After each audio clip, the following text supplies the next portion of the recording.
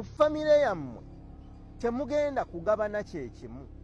Waliwo ono agenda okubasukkulumamu nga muwanvu, waliwo ono mutono, waliwo ono nga gwe mutima gwammwe, waliwo ono nga yasinga okukola emirimu emingi, waliwo ono nga yabasinga amaanyi. Muteekwa okukwatagana gwasukkulumye mu banno, oyambe ku ono asinga okukola emirimu, okwate ku ono guno omutima gwammwe, musitule ono omutono ate mukozese amaanyi g'ono musobole okwezimba.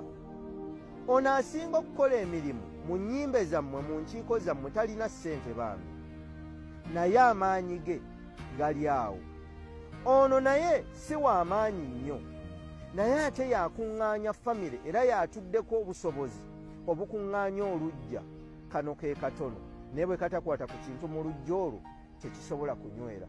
Gwafunye ensimbi asukkulumye, naawe ow'amaanyi mwegatte muyambe bano bannammwe musobole okutambula.